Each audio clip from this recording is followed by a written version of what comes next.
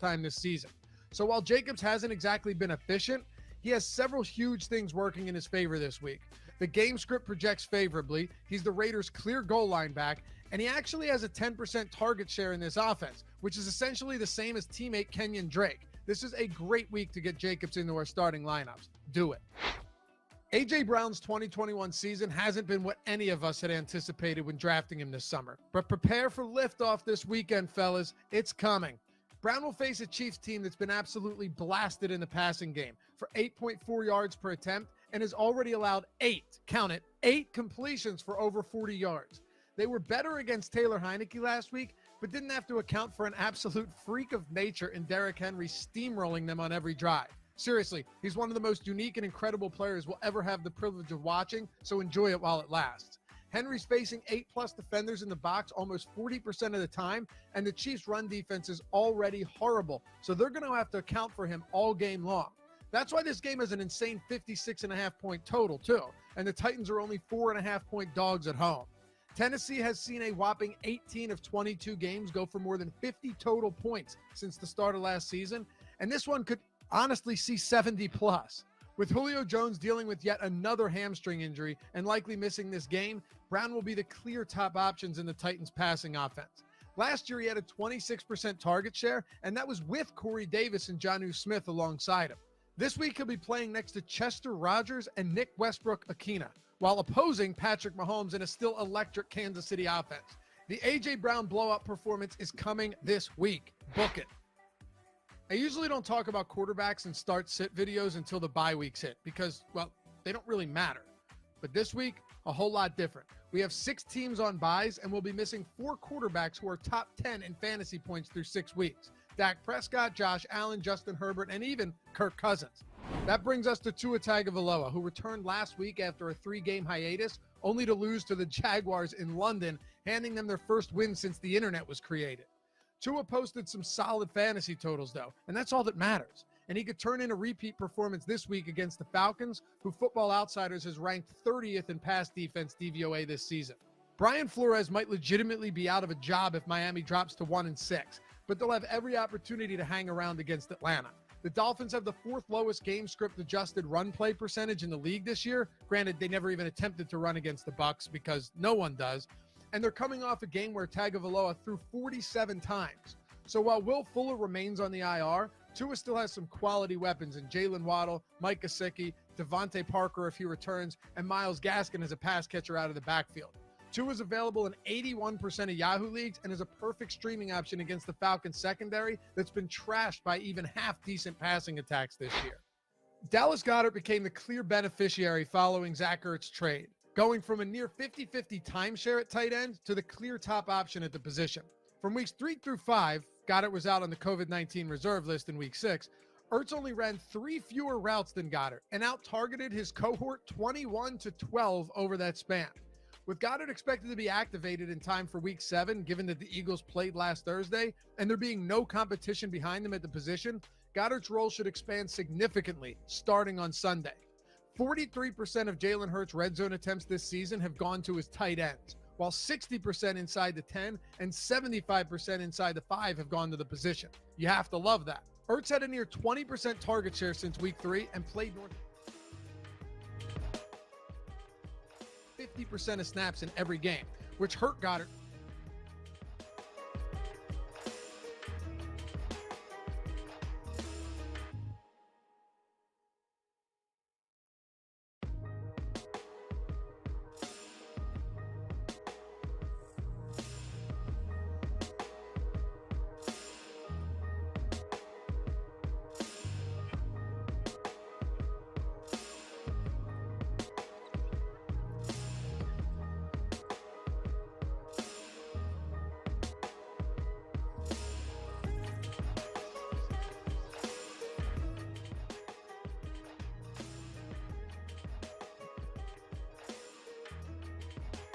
Welcome into the Awesemo Fantasy Football Show, the Awesemo Fantasy Football Channel. With you for the next hour, myself, Matt Savoca, Nick Lepre is in the house. The three of us, Chris is producing, and we appreciate any and every interaction we get on the chat. If it starts, sits, trades, we try and address everything we can for your season-long squad.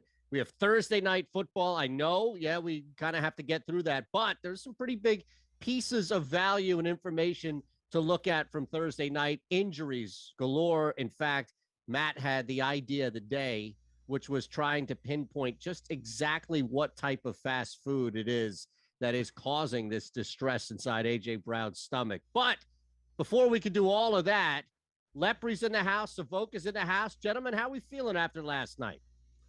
Hey, we're feeling good, Eitan. Thanks for being here, Nick. Don't call it a downgrade going from Laffy to Leprey. Not at all. You're doing fantastic work over here at the Awesemo Fantasy Football Channel. Thrilled to chop it up with you today. Thrilled to talk about that barn burner of a Thursday night game. But no, we have a lot to talk about injury-wise. We have a lot to talk about with some really tough start-sit decisions, because I don't know about you, but a lot of my teams are struggling with bye weeks. Well, we're at that point of the season. Just don't bring up DeShaun Watson, because Leprey's going to go off on some tangent that's going to last like 45 minutes about how the Dolphins are now contenders for the Super Bowl after this. Yeah, no, we might not have to be able to talk about that for a while, because if we do, I'm going to go off on a tangent. Like you said, on last week's show, I was ready to jump out the window, but I did tell you guys that the window here, I'm on the first floor. I would have landed in the bushes or something, so I would have been fine, but that was a game of the ages, and last night's game was even better. What an interesting matchup. Case Keenum versus Teddy Bridgewater.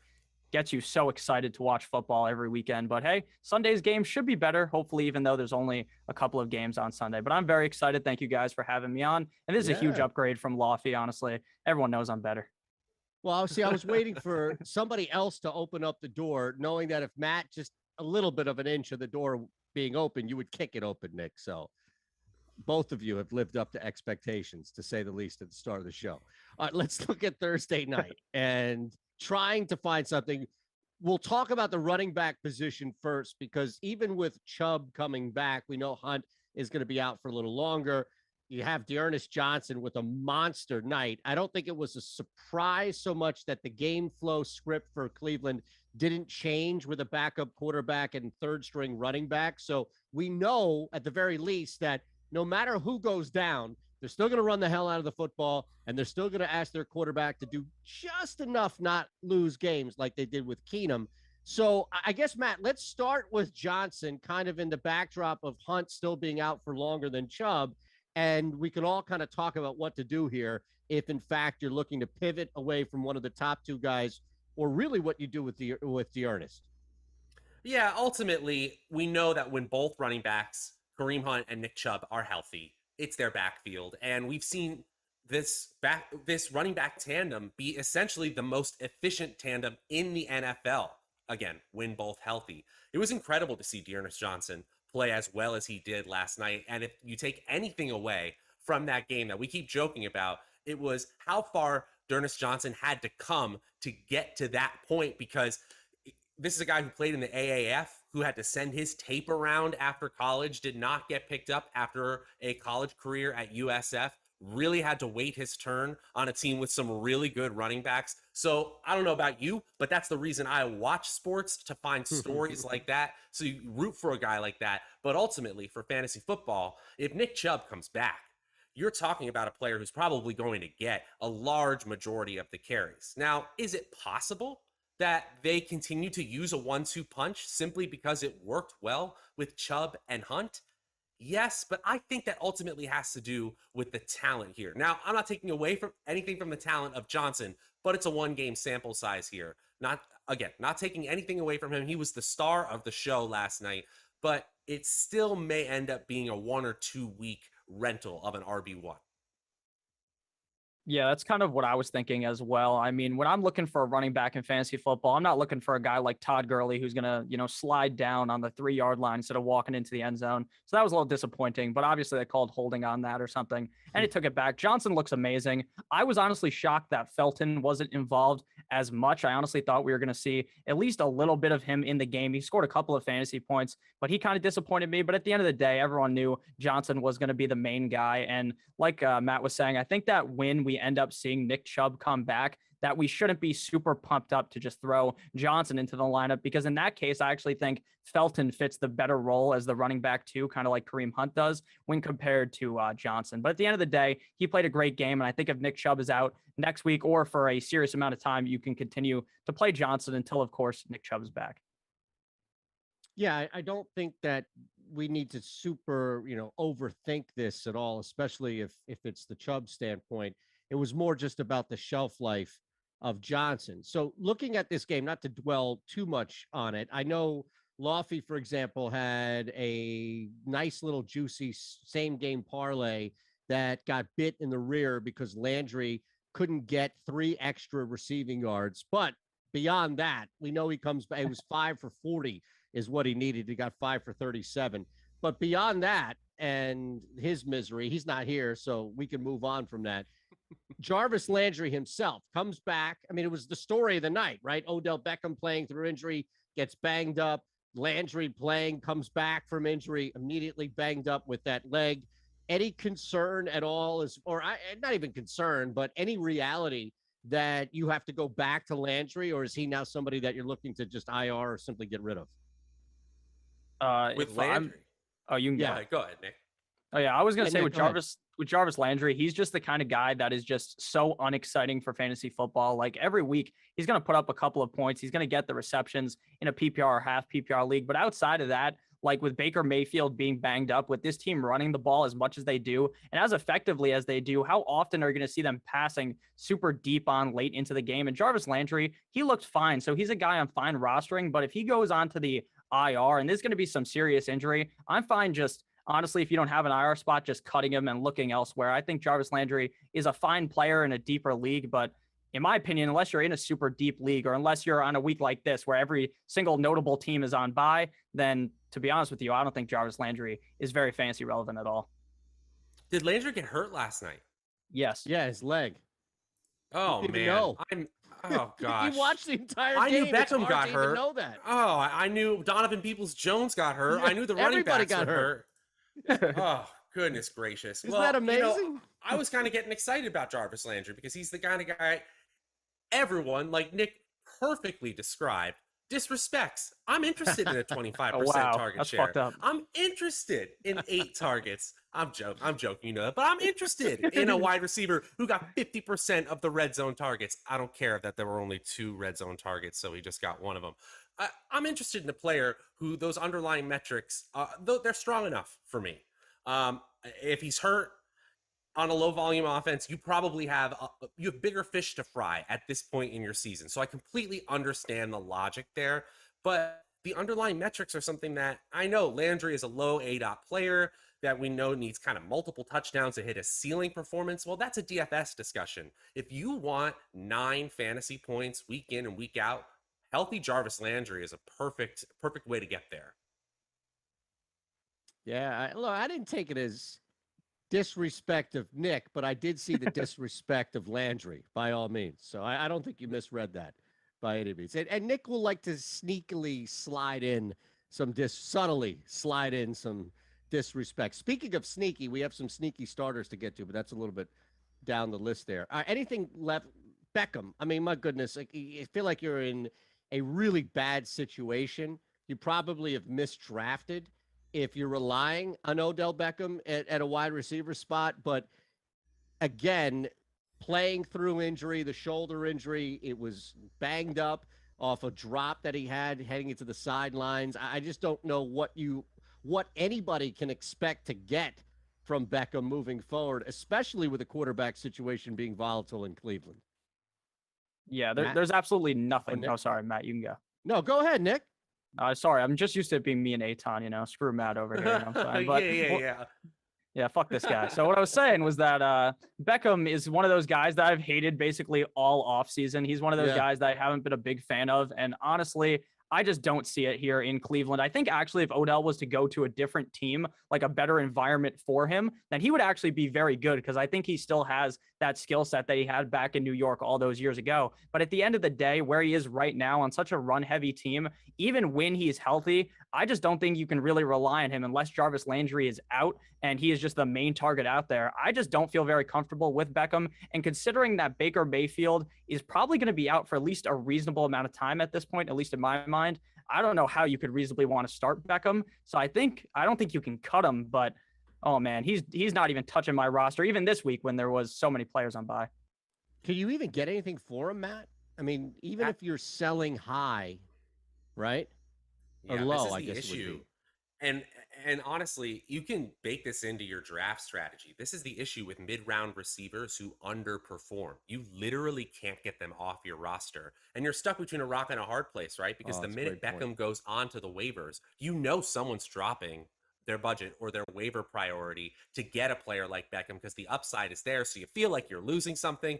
But I agree with you, Nick. I don't know what else to say. I'm not interested in Case Keenum's 1B receiver right now. And Baker Mayfield has a fractured shoulder. He has a broken shoulder that he is trying to play through.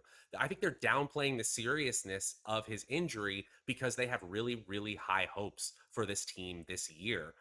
I don't know if Beckham has what he has in New York, or the talent he had in New York. I mean, at this point, he hasn't had a 100-yard receiving game since 2019. It's been a while. So I don't know. We're at a point where 6 targets and 36% of the team's air yards is sort of like what you can hope for. And you just hope he gets healthier and that 18 to 22% target share turns into a touchdown or two, because it's not looking great in terms of his wide receiver 1 probability. It's just not happening. Yeah, you're stuck, man. Sixers have an easier time trading Simmons than you'd have getting Beckham off your roster, by all means. Speaking of trades, and I know we have to hit this because there's been a bunch of rumor, innuendo, and back and forth regarding what's going on down in Miami. Hit that thumbs up button if you haven't already. Please make sure that you are subscribed here as well to the Awesemo Fantasy Football channel, and click that link as you see below the video for Yahoo. You'll jump on that, sign up, and we're going to give you 1 free month of Awesemo Plus Platinum with your first deposit and paid contest entry. You get $10 to mess around with, have some fun, as we've been telling you, and you've been seeing content provided here by Yahoo. It's easy. It's not difficult to get on there and create, if it's DFS or season long, whatever you've been in here. Easy to win some money on Yahoo, and that's why we do a lot there with you and give you the 1 free month of Awesemo Plus Platinum so you could use it. All right, I know Nick is chomping at the bit here to ensure the rest of us that this trade is going down, despite what Brian Flores wants everybody to believe, which is it's not happening. He's already said no DeShaun Watson to Philadelphia and God knows how many other teams. Clearly he wants to play in South Beach, and can you blame him? But we still don't have a trade as of yet. And I guess there is a belief of, well, do you preemptively do something if you're rostering and starting Tua? Do you preemptively do something here to get ahead of that? Nick, this is your squad, man. All right. So my opinion on this is I actually think Tua did a good job last week. I think he played really well in that game. But I do think if the Dolphins have any chance to get a guy that, in my opinion, could be the best quarterback in the NFL, I think you just have to pay up for it, whether that's 3 first-round picks, whatever it's going to cost. You just have to ship everything for that guy, because I think DeShaun Watson could be the clear answer. Now, the question has to be, can DeShaun Watson even play this year if he's traded to the Dolphins? Does that mean that you should be handcuffing Tua with Jacoby Brissett, which sounds stupid, I understand, but maybe if you're in a deep league, would you want to do that? I don't know. I think that DeShaun Watson will be traded to the Miami Dolphins. And if it happens, it has to happen soon because of the trade deadline. I am very interested in DeShaun Watson. Can you pick him up in your fantasy league, though? Again, I have no idea if they're going to allow him to even play the second he steps foot in Miami. So this is just a very confusing situation, but I do think that the trade will end up going down. I'm surprised by the confidence in the trade going down. I'm not so sure. I'm just genuinely really confused by this whole situation, more so than any other any other of the tough situations where we sort of have to enmesh our fantasy football jobs with the real life implications of this player. It's really tough. And I know that people come to a channel like this to get away from the real life problem. So we don't want to dwell on that part at all. But at the same time, I don't understand why something isn't moving forward at all, whether it be suspensions or something more serious in the real life perspective or a trade. I don't understand why nothing is happening. Now, if a trade is the thing that propels the rest of those things happening moving forward, or whatever needs to happen moving forward, I would like someone who's smarter than me to explain why that is. Personally, I don't understand why a trade would need to be the reason he's now suspended, but I agree with you. We just don't know enough about the situation. This is really, really hard for fantasy football, but obviously from a pure football standpoint, DeShaun Watson over Tua Tagovailoa every day of the week. All you can hope for is Tua turns into DeShaun Watson. And, just ignoring the rest of the monologue I just said, if DeShaun Watson to Will Fuller is the answer to your fantasy championships again this season, after all of this, I don't even know what to do. I think the point of all of this, though, lies in what you were saying, Matt. And this, again, goes back to the fantasy element of Tua, to the point that you raised, Nick, about the squad itself making this trade. And that's, when does the clock officially start ticking? And why is the clock not moving right now? Hey, allow him to play and let the Texans do something, or put him on a list and suspend him and have some sort of time served, so that when he's eligible to be back, or when a team knows he's eligible to be back or makes a trade for him, in the case like the Miami Dolphins, you have a finite period of time in which we know. And yes, some of it is selfishly me saying this from a fantasy standpoint, betting standpoint, et cetera. But from the team standpoint, anybody doing business with Houston wants to have an idea of that. My point being in all of this is, even with a trade, let's say a trade goes down in the next 20 minutes, and DeShaun Watson is now a member of the Miami Dolphins. Honestly, guys, I would set the total at 1.5 and pound the under for games played by Watson this year. They have made a decision to bring in Watson moving forward, but I think you kind of understand that he's out for the remainder of this year, either through circumstance or because nobody's made a move yet in the commissioner's office. Does that make sense? Yeah, that makes a lot of sense. It's just very confusing because it seems like everywhere you look, there is really no answer to this question. Like Matt was talking about before, why is he not suspended now? Why is he not? Could he just be on Sunday and be like, you know what, I want to play? And then can the Texans play him? Like, what happens if he wants to play? I genuinely have no idea. This is such a confusing situation. But again, I will kind of double down on the fact that I think if any team is to trade for Watson, it's going to be the Dolphins. And I really wonder how much this affects Tua going into Sunday against the Falcons. Like, I think he's a fine fantasy start, but is he just mentally destroyed by the fact that the team just wants to let go of him? He's played 13 games for the Dolphins, and they're already out on him. So that must obviously hurt Tua himself. But at the end of the day, I do think the trade's going to go down. Yeah, I think it's just fascinating, because ultimately it's a matter of how long somebody's playing versus where we already know if a guy's suspended or hurt, whatever the case may be, there's at least some finite amount to it. So we'll monitor this, because Matt's right, where there's so much real life shit that's swirled into this, where it's really difficult to kind of just predict, even from a fantasy standpoint, what to get from a trade, because it's not just a simple, guys moving from city A to city B. Now, speaking of somebody who has moved around but ruled out for this Sunday, and he's not alone, Gronk ruled out as well. Guys on D, Levante David out, but Antonio Brown is now out for the Bucs. And this is interesting because I think, look, from a standpoint of the other two guys out there, it's not like you were waiting to hear news on AB on what to do with Mike Evans or Chris Godwin. But what else does this do now, where you have Gronk out and AB out? Because Evans and Godwin aren't going to catch every single football. So I don't know, Matt, if you start to look at guys on that specific receiving core, or maybe if OJ Howard bumps up a little bit more because you don't have two guys now that are getting looks. What does the AB news out immediately do for you? I mean, immediately it points to Chris Godwin and Mike Evans getting a ton of targets. I honestly don't think that Tom Brady cares who he throws to ultimately. But when you talk about a hierarchy that's much more defined, as in there's 1A, 1B, and then everybody else, I still think you're going to see a majority of the target share and air yard share go to those two players. And even last week, we saw the Buccaneers center 75% of their air yards around two players. So that points to me that Tom Brady is choosing a couple of matchups on the defense, and he's just picking on those players over and over and over again. I'm not really concerned about him finding those one-on-one matchups again here, but it does interest me in a player like you mentioned OJ Howard. I think Cameron Brate could be more involved. Again, You're talking about players with sub 10% target shares, although we did see OJ Howard get up above 15% in the target share category. Still, last week, Antonio Brown and Chris Godwin made up 4 of the 6 red zone targets. You're talking about the value plays. It's really just Evans, Godwin, and then everyone else. Yeah, that was kind of my thought process as well.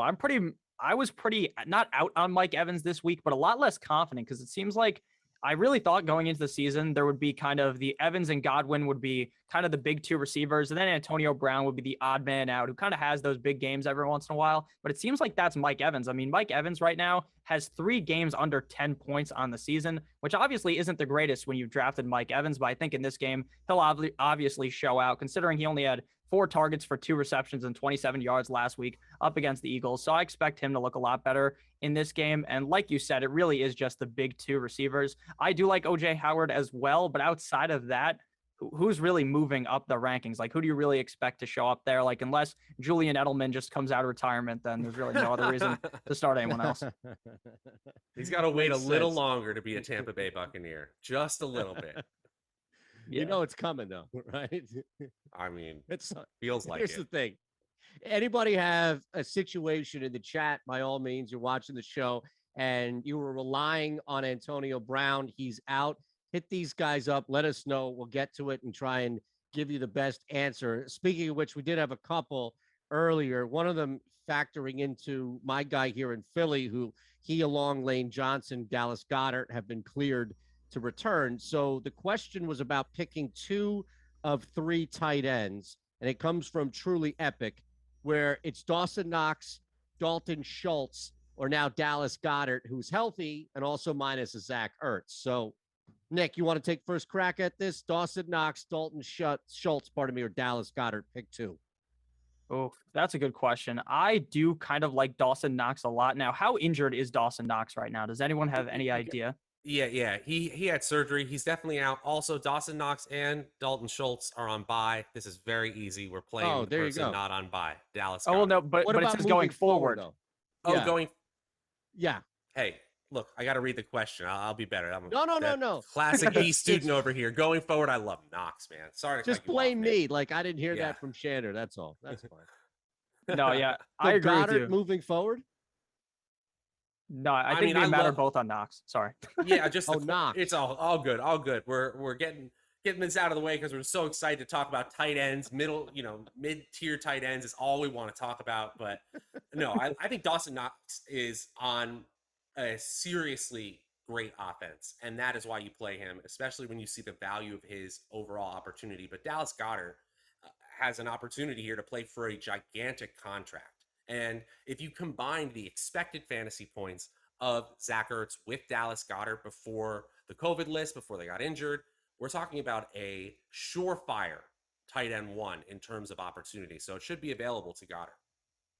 Yeah, I agree. Everyone was waiting all offseason for Dallas Goedert to get traded to Zach Ertz to get traded to the Colts to be with Carson Wentz. And then we finally get it now where Zach Ertz is gone in Arizona. I'm very interested in Zach Ertz going forward, but like you said, it is Dallas Goedert and Dawson Knox. Dalton Schultz is just a guy that you need to score a touchdown. I guess the same thing is said with Dawson Knox, but when you're on a team that scores as many touchdowns as the Buffalo Bills, you could be excited about Dawson Knox. He's very similar, in my opinion, to Robert Tonyan from last season for the Packers, except for there's really no signs of slowing down for Knox.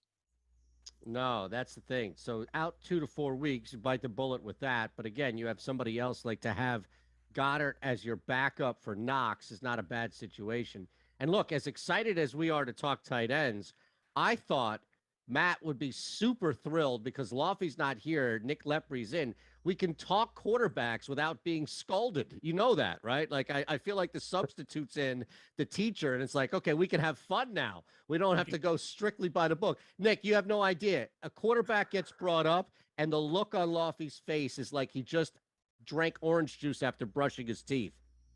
That's pretty funny. I'm so sorry we have to talk about the position that scores the most fantasy points. I know, it's So amazing. sorry about that. Amazing. Yeah, I do get his point though, because a lot of leagues have a very set quarterback pool at this point in the season. You're either making a big deal for a big time player, or the waiver wire is really thin, especially if you're in any kind of super flex league. It's going to be such slim pickings at this point that us telling you to play certain players can sometimes feel like, what do you mean? Like I trade for the QB 18 in my rankings? Right. Right. It's valuable to talk about players in good spots, and that's why we bring it up. But Laffy does have a point. Don't tell him I said that. No, all right, real quick, before we get back to some other injury news, LeBron's brain.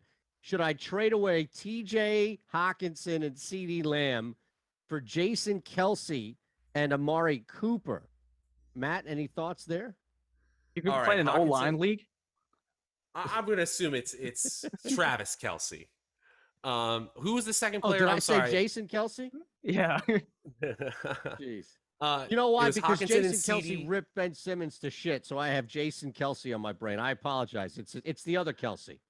You know what? I was looking at Amari Cooper's underlying metrics, and yes, I really like the Dallas offense. What can you say that isn't glowing about Dak Prescott's play? He looks as good as ever. But honestly, because of the presence of Schultz and Tony Pollard coming on in both the rushing and receiving game, there's less opportunity for Amari Cooper. And with the ascension of CeeDee Lamb, I'm not sure I'm giving it up, especially because TJ Hawkinson can still give you those ceiling weeks. I don't think the value add from Kelsey at this point right now is enough for me to say yes.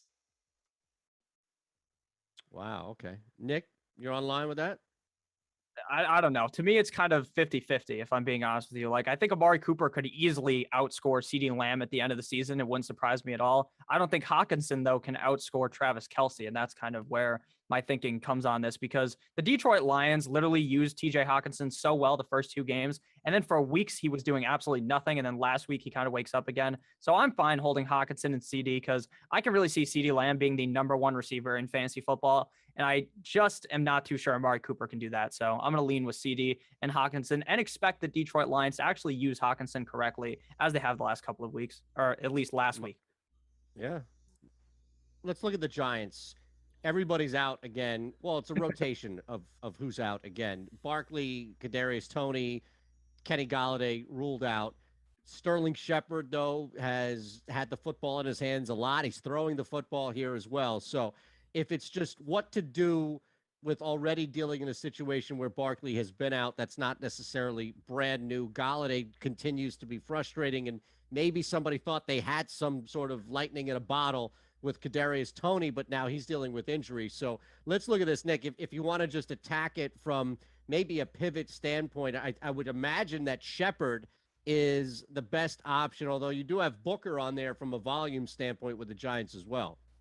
Yeah, it's pretty funny because like 90% through that game up against the Rams, I'm pretty sure Kadarius Toney was leading the team in receiving yards, and he only played 7 snaps or something like that before he ended up getting hurt. So Toney is clearly the best receiver on this team, and that's a huge hit for them. Devontae Booker is clearly the huge pivot. The hope here is that they just don't get blown out like they did last week, because I think Devontae Booker actually would have put up quite the fine performance if Daniel Jones didn't turn over the ball 7,000 times in a row, and then Devontae Booker would have had a much better shot. Sterling Shepard is the obvious pivot. Is he banged up, or am I just hearing some news from my own brain that is incorrect? Do you guys know? No, we got reports that there was some sort of setback, although he has not been ruled out. Okay. Well, So if he's healthy, he's you still gotta play him. playing through injury at the very least. Yeah. Yeah, I mean, still, we're talking about a player who had 27 targets over his last 3 games, including 5 in the red zone. 3 out of his 4 games that he's played this year, Shepard, is 17 or more PPR fantasy points.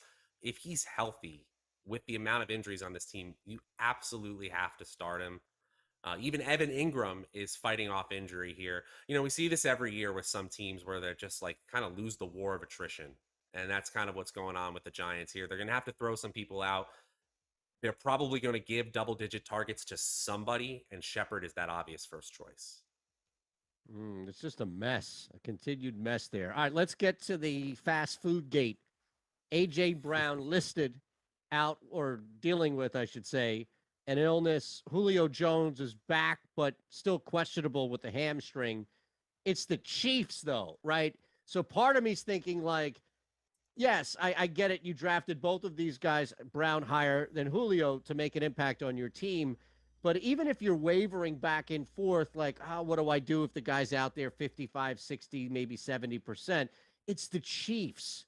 Like, shouldn't you be able to dominate even after you inhaled 12 sacks of White Castle burgers? Shouldn't you still be able to, pardon the pun, shit all over the Chiefs? Yeah, I mean, Derrick Henry last week was joking about how he just had to bring the toilet paper. So hopefully Derrick Henry brings the toilet paper again for A.J. Brown. This is a huge game for A.J. Brown. But yeah, the injury, not even the injury, the fact that he ate too much, I don't even know, just had too much McDonald's or something and he's sick. That's obviously very worrisome. But Matt, you can go since I kind of cut you off. No, you're good. You're good. We're doing great over here. Kansas City has been terrible against the run this year. 31st in the NFL in yards per carry allowed. It's been mildly better. If you look at the last 3 games, they're all the way up to 25th in the NFL. PFF currently has them rated as the worst rush defense in the NFL.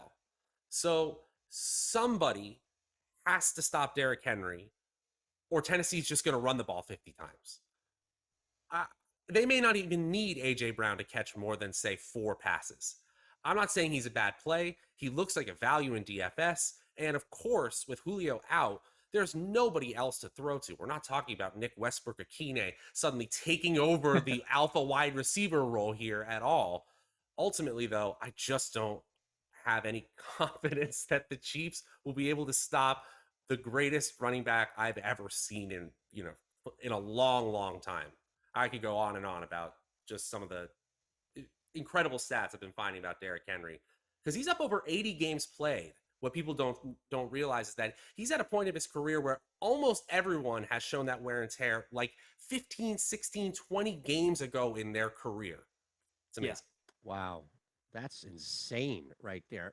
But you know what, though, Nick? And I think Matt's point speaks to, even if both of these guys were healthy 100%, it would look different. Don't get me wrong. It's not night and day, though, because you still have an incredible matchup advantage with the Chiefs defense, to where Derrick Henry can just take so much of that load off of Tannehill's shoulders, to where you could see the Titans even win this game outright, where both receivers kind of have decent days. But it's not because they've been needed in a high volume shootout, to where Derrick Henry, if you're right, and he's getting these amount of carries on the ground, man, that could transfer into 4 or 5 huge plays that would be the equivalent of throwing downfield 40, 50 yards.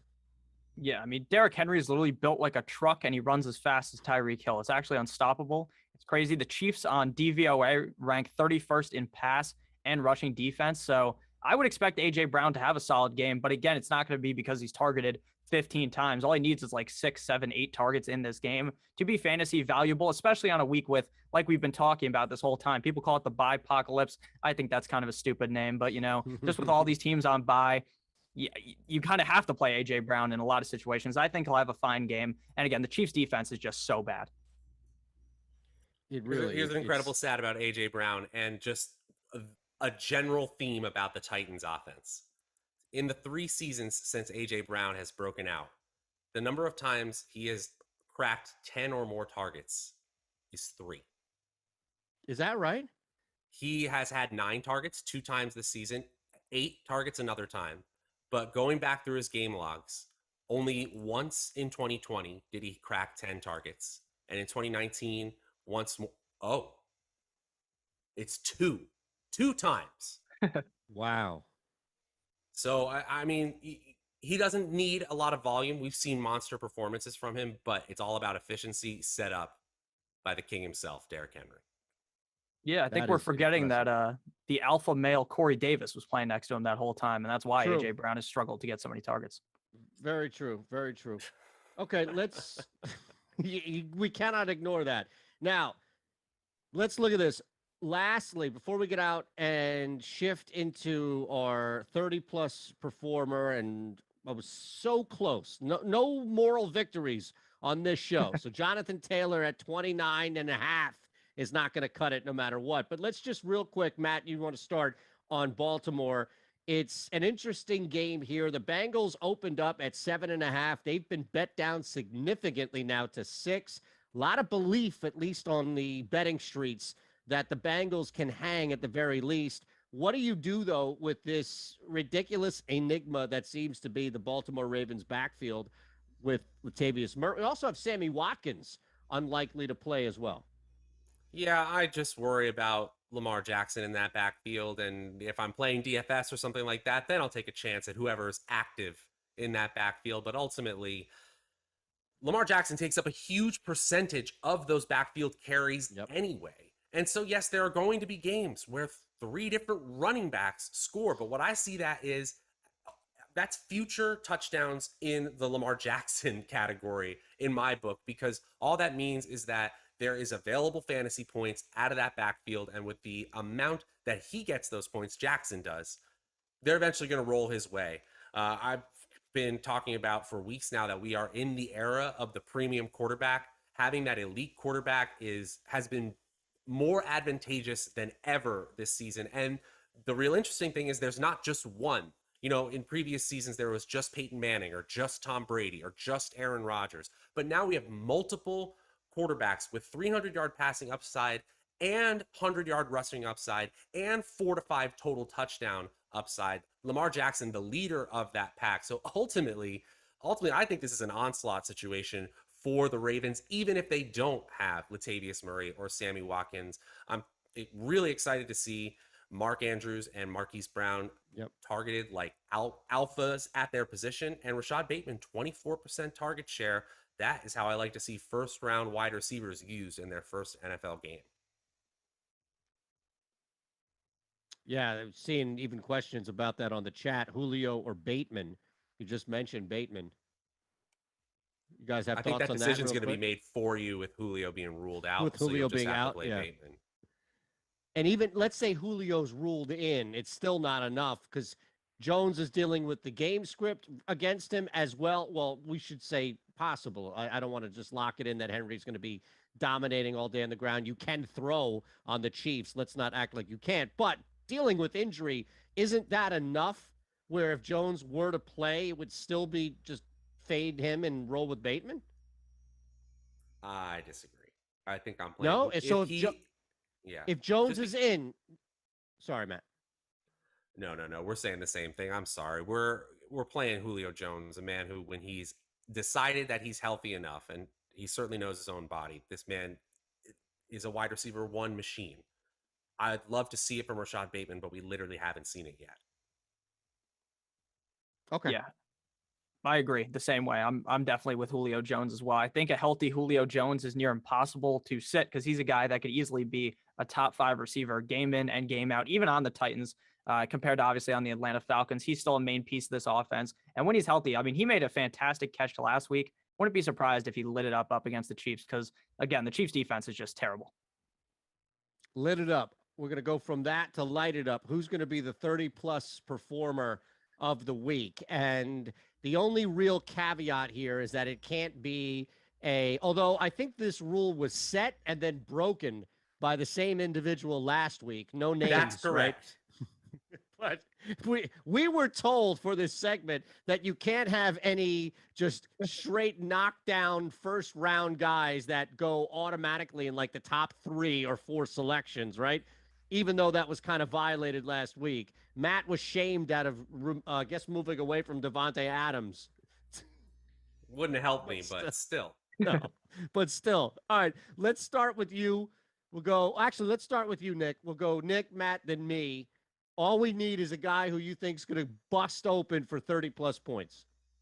Yeah, I'm not going with the safe option here. We're going with the high upside, and we're going with Hollywood Brown, wide receiver of the Baltimore Ravens. Hollywood Brown has been the definition of inconsistency this first 2 years in the NFL, but this year he started to kind of catch his stride. He had that one down game up against the Lions where he dropped 2 clear touchdowns, just as clear as day. He just drops them. And then last week up against the Chargers, somehow they beat down on the LA Chargers. Everyone and their mother, including myself, expected the LA Chargers and the Baltimore Ravens to be a very close game. It doesn't turn out that way. Hollywood Brown has 4 receptions on 5 targets for 35 yards. At the end of the day, that's not great. That's not 30 points, but he did have 33 points the week before up against the Colts. And if this does turn into a higher scoring game for the Baltimore Ravens, which is entirely possible with the game script that could potentially happen in this game, I'm going to lean with Hollywood Brown. He's definitely more out there than the more obvious choices that are guys that you may have drafted inside the first round. This guy you draft in like the 9th round, and I continue to believe in him. I love him this week up against the Bengals. I love that pick. I think that's an awesome pick. And if you just think about what you need in to get 30 points, you need 100 yards and 3 touchdowns, or 125 yards and 2 touchdowns plus a bunch of catches. So you need a seriously great ceiling game, and Marquise Brown is a player that can absolutely deliver that.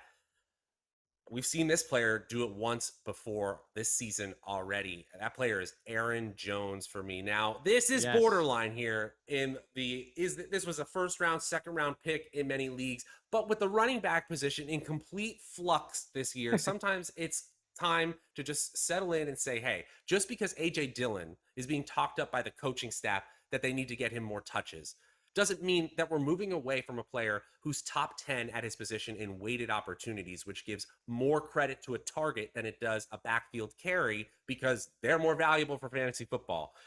Aaron Jones is number 2 at his position in red zone target share.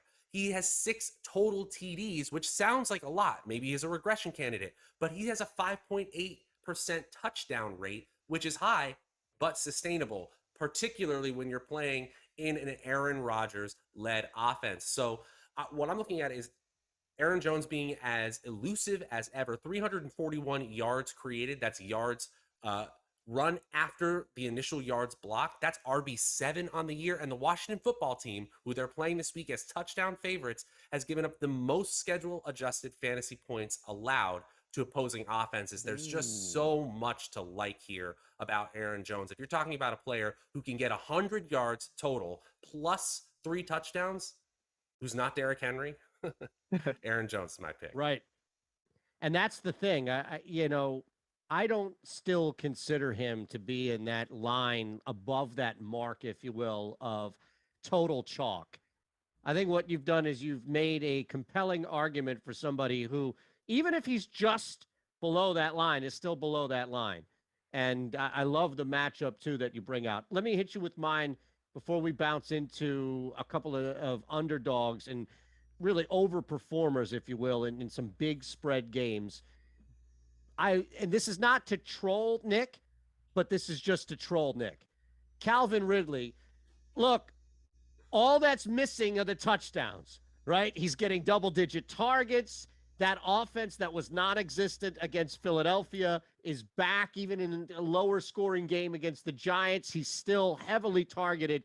All that's missing, a couple of touchdowns. Who better to get back on the TD track than the Miami Dolphins defense? I don't care who's healthy, who's not. The metrics will tell you that they're not a great unit. Ridley is clearly back in the good graces, or at least in the eyesight of Matt Ryan. This is going to be the week.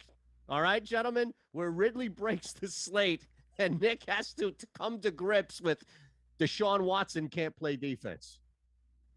Yeah, I tend to kind of agree with what you're saying, but I think you're off on the receiver. I think you should be going with the next Julio Jones and Cordero Patterson, the best wide receiver in the NFL / running back in the NFL. The guy is literally, he's been in the NFL for 10 years, finally has a good season this year. It's honestly amazing. But I agree with you, though. I do like Calvin Ridley a ton. And the Dolphins defense absolutely sucks. There is no way to sugarcoat this, no way to make it seem nice. They're one of the best defenses in the NFL last year. They suck this year. It's embarrassing to watch. I'm embarrassed as a Dolphins fan. So go Calvin Ridley. I like it. Oh, look at that. See that, Matt? It only took one. It took 47 minutes to turn him, like the crowd in Russia rooting for Rocky. Oh, you don't have to turn me on Calvin Ridley. I mean, he's one of the biggest positive regression candidates in the league, and he has a great matchup this week. I put a stat in chat, but I'll repeat it here because I'm vain like that. Calvin Ridley's rank in expected fantasy points, wide receiver 3 right now. Cup, Hill, Ridley, Adams. Now, don't talk to me about fantasy points over or under expectation because Ridley's the worst of them. But still, the expected usage is absolutely there. All right, let's look at this. Is it interesting right now? Now, is that true, by the way? Chris is calling you out on our show chat that Nick is young enough that he hadn't seen Rocky 4. Rocky 4 is new enough that it's not like I made a Rocky 2 reference or something with Clubber Lang. I thought Rocky 4 was current enough. And I despise what Rocky has done to represent Philadelphia. We have a fake statue of the guy, for goodness sakes, outside the art museum. But you've at least seen Rocky 4, right? Yeah, I've seen all the movies. You guys build statues for everyone who's somewhat good, though. So Nick Foles and Sylvester Stallone. God, we have terrible statue game. Awful. Wait, when did Rocky 4 come out? If Chris is saying I wasn't alive then. I'm 22 right now. When did that come out? I don't remember. I have seen Rocky it though. 4 was in 85? No way. Yeah, I was not alive for that. Holy shit, 85. Matt, I wasn't alive either, bro. I was gonna ask, was Matt alive? Nick gets all this shit for being young. Matt, you're not as old as me. I know that. So, jeez. Okay, let's look at this. This was a great idea. There were a couple of big spreads out here, and Matt, you had the idea of kind of looking at games where the underdog can have an overperformer, especially because the anticipation is they're going to be down and throwing the football. Did I accurately describe kind of what we're doing here? I think that was perfect. Yeah, basically we have a really unique Sunday in that we have so many games where teams are favored by a touchdown, which is going to sway people's opinions even more towards the favorites than usual. And so I think even in season-long leagues, not just DFS, where it would be really important to think about this, I think it's important to think about some alternative game scripts and players who would do well in those situations. All right, so take it away, my friend. Who is your first guy to look at? Sorry. Sure. I can absolutely start here with one of the closer heavy favorite games with the New York Jets at the New England Patriots right now. They are touchdown underdogs, the Jets are. But I think there are two players that stick out to me that you could take a chance on, that if the Jets were to keep it closer than the Vegas line suggests, that it probably means these two players overperformed. The first one right now is Michael Carter, who I've hoped that they would use him more, honestly, but we're seeing that snap share for the rookie creep up over his last 3 games, 45, 48%, 50% snap share. And the opportunities have actually been pretty solid.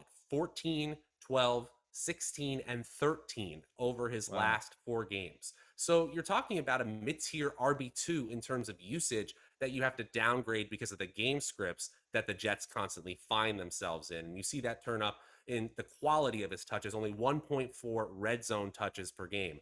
That's the good luck part. Good luck with that. You need more than that to get a touchdown usually. And so maybe somebody like Jamison Crowder can help get us there. He's only played 2 games this season, but he's had 15 targets already and 6 in the red zone, which is really exciting. If you look at targets per route run right now, he's wide receiver 2 in the NFL. Now, will that stand after a couple more game sample? Maybe not, but still, that's impressive to start off the year.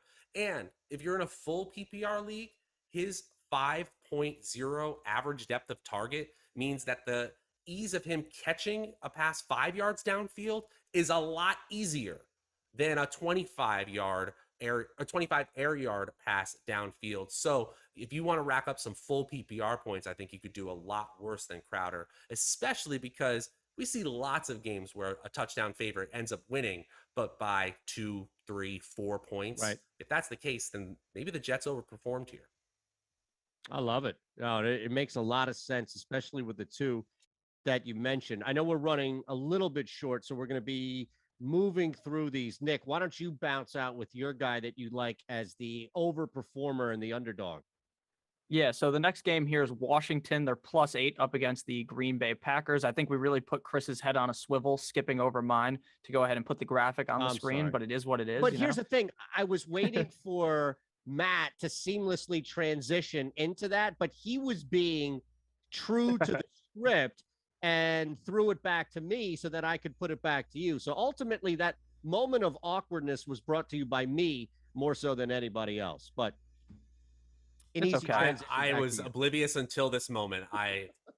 Sorry, team. I know Nick's good like that at bringing. Why are you bringing up old shit, man? I thought we moved past that one. No, we didn't. So I'm going to move past it, though. So we're to talk about Ricky Seals-Jones, tight end of the Washington football team. Mr. Rick went off last week, scoring that touchdown. He had 4 receptions on 6 targets for 58 yards and 1 touchdown up against the Kansas City Chiefs. This week up against the Green Bay Packers, I wouldn't be surprised if he did it again. There are really not that many interesting players on the Washington football team outside of Terry McLaurin and Ricky Seals-Jones as the pass catchers. So I wouldn't be surprised if Ricky Seals-Jones had yet another solid tight end kind of streaming day. And with so many teams on bye, he's a guy that's probably going to be on someone's lineup in your league. And I think it should be your lineup if he's still available on the waiver wire. I expect a solid spot out of him this week. And I wouldn't be surprised if the Washington football team kept it quite close with the Green Bay Packers, even though they got blown out by the Chiefs. I just think that the Chiefs offense is just really good. Obviously, the Washington football team's defense is terrible, but the same thing could be said about the Green Bay Packers. So maybe I want to backtrack on that statement, but I'm still going to continue on to the fact that I love Ricky Seals-Jones, and I think he scores a touchdown in this game. Absolutely. No, he's definitely looking at a guy, especially if you're looking to pivot off of Gronk now being out. I mean, he could be a good option at that spot. Let me just throw this out real quick and we'll bounce back to your final two. I know that he hasn't been San Fran or even lost to the Bears level productive when it comes to scoring touchdowns in the air. But I think Jared Goff, so much of this narrative this week about Matthew Stafford wanting to stick it to his old team. Well, I think there's a little bit of that with Goff. Now, he's limited, of course, with talent and the people around him. But if we believe, and I do, that the Rams are going to get up and Stafford is going to send a message to this old team, whatever that message may be, there's going to be a lot of opportunity for Jared Goff to throw the football, and he's going to be a little extra motivated, which we see every now and again can be a small, subtle difference maker. So don't be surprised if you see Jared Goff taking advantage, especially with that super large spread, 16.5. Wouldn't be surprised if it moves a little north, but I would look at Goff as somebody that I think can be an overperformer in an underdog game. All right, you guys want to bounce? I'll let you call this. We've got about 5 minutes or so. We can bounce through your last two, or we can just move to the sneaky starts. What do you think? I Probably think we a question more for Chris, but yeah, maybe we give some people some sneaky start ideas, especially with all these bye weeks. Great call. Yeah, I can start us off here. Yeah. Well, actually, hold on. Let me make sure. Yes, okay. You are on the list to start first. I didn't want to botch that again as I just did the previous one. Take it away, my friend. All right. So, again, when we're looking for more obvious plays than that segment we were just talking about, we're going to look to the Vegas lines to help us decide what game environments are really appetizing for fantasy football production. And when you see a team like the Arizona Cardinals favored by 17.5 points against the Houston Texans, you have to start to wonder, maybe this starting lineup doesn't stay in the entire time here if the game script goes anything like Vegas expects it to do. And so with Chase Edmonds still logging early week DNPs, clearly not 100%, even if he does play, I'm actually starting to like James Conner this week. Heavy favorite RBs really, really correlate well with fantasy success in general. Again, we have Edmonds banged up. Conner quietly has 19 red zone touches this season. That's 8th among all running backs. Again, that speaks to the quality of the Arizona offense in general. But here's what's really strange. If you go closer to the goal line, and you just measure those touches, he looks even better. RB4 in goal line touches, but this is where it gets weird. He has a 68% light front carry rate.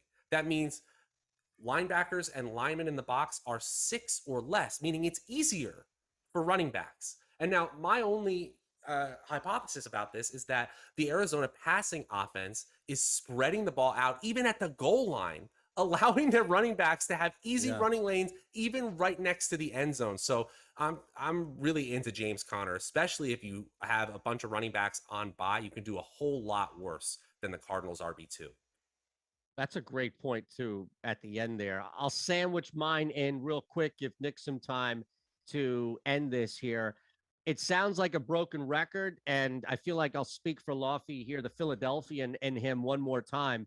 But look, if you ever needed a kick in the ass or maybe a megaphone in front of you that says run the freaking football, it would be against the Raiders rush defense. Miles Sanders, I'm sure a lot of people have him on the bench, maybe even gave up on him. This would be the week to basically make or break. If you don't get much at all from Miles Sanders against this Raiders rush defense, then it's time to cut bait, do whatever the hell you're doing. But this is the week, I would say, one more time, and I wouldn't be surprised if he sneakily comes in there and is a big part of your team. So just food for thought there. All right, Nick, take us home on your sneaky start. All right, my sneaky start, since you guys both gave running backs, we're going to go with a wide receiver. We're going to go with Van Jefferson, wide receiver of the LA Rams, in what could be a absolute demolishment of the other team. The double revenge game narrative with Jared Goff, revenge up against the Rams. The other Rams are Matthew Stafford, revenge up against the Lions. You got to love that. Van Jefferson is one of those guys that you just need to catch one deep ball. That's about it. Take it to the crib, and then you're very happy. He had 6 catches on 6 targets for 90 yards and a touchdown up against the Arizona Cardinals in week number 4. In week number 1 up against the Bears, 2 receptions on 3 targets for 80 yards and 1 touchdown. Now, this is definitely very risky. This is not a super safe decision, but with how many buys there are this week, I'm willing to take the risk on Van Jefferson. I'm playing him in one of my lineups where I am down tremendous because of the bye weeks, and I expect him to play quite well, and I expect him to potentially find his way into the end zone and be a great start for your fantasy team. So I love Mr. Van Jefferson this week. Look at that. Look at that. We got a risk taker here. Isn't that a beautiful thing? See? No chalk plays that you have to be scolded into changing, anything like that. It was very refreshing by all means. Thank you for everybody riding with the questions there, and we'll do our best to answer in chat as well. So please hit that thumbs up button if you haven't already, and subscribe here. We're still building this thing, which is great to see more and more people on the Awesemo Fantasy Football channel. And that description, that link right below the video, click on that to go to Yahoo, sign up. We're going to give you 1 free month, great value, 1 free month of Awesemo Plus Platinum on your first deposit and paid contest entry. At Draftaholic, at Notorious FNTSY, at Shander Show for me. Thanks to Chris keeping us up and moving here. Thanks to you out there on the chat. We appreciate it. We'll see you Monday at 1 o'clock Eastern. Good luck, everybody.